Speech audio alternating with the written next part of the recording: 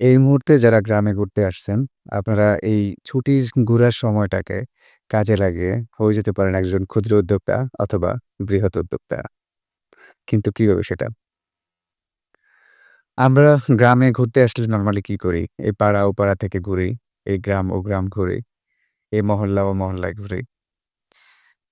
গ্রামে নরমালি এমন জিনিস পাওয়া যায় যে জিনিসগুলো শহরে অনেক হাই রেঞ্জে, হাই কস্টে কিনতে হয়।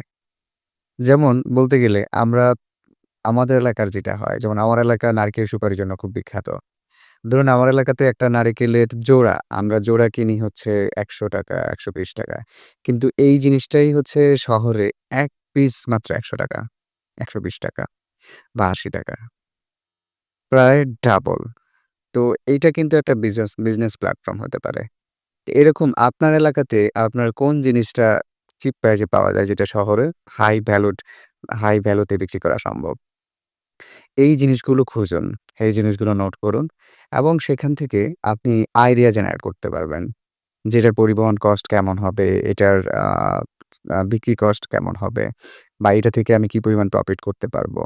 এই জিনিসগুলো নোট করে নিন।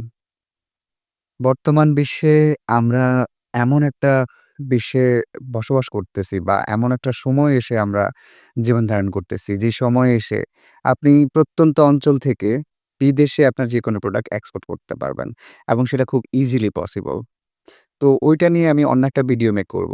আজকে আপাতত আপনি এই যে ছোট প্রোডাক্ট গুলো আছে, এটা কিভাবে রপ্তানি করা যায় বা এটা কিভাবে খুঁজে বের করা যায় বা আমার কোন প্রোডাক্টটা রপ্তানিযোগ্য হতে পারে, এই জিনিসগুলো সম্পর্কে একটু বলতেছি।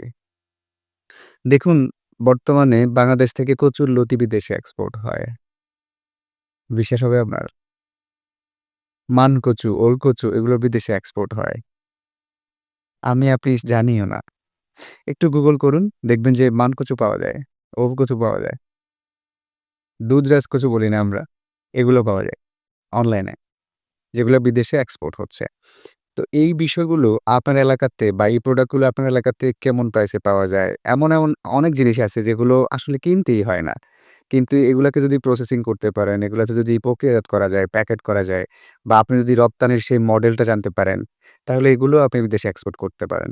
মোট কথা হচ্ছে আপনার ইচ্ছা থাকতে হবে, তাইলেই হলো। তা আমি বলব যে আপনি এই সময়টাকে কাজে লাগান, ছুটির সময়টাকে কাজে লাগান। কাজে লাগিয়ে ঘুরে দেখুন যে আপনার পাড়াতে, আপনার জন্মস্থানে ছোট থেকেই দেখে আসতেছেন যেই জিনিসগুলো এত কম দামে পাচ্ছেন, সেই জিনিসগুলো যখন আপনি শহরে নিয়ে সেল করবেন, সেটার কি পরিমাণ প্রাইস দাঁড়ায়। এবং এইটাকে জাস্ট ট্রান্সফার করে, স্থান পরিবর্তন করে আপনিও হয়ে যেতে পারেন একজন ক্ষুদ্র উদ্যোক্তা অথবা এই ক্ষুদ্র উদ্যোক্তা থেকেই একসময় আপনি হয়ে যেতে পারেন একজন বৃহৎ উদ্যোক্তা, বৃহৎ শিল্প প্রতিষ্ঠানের মালিক। জাস্ট ক্লিক করলেই হবে। So let's start it.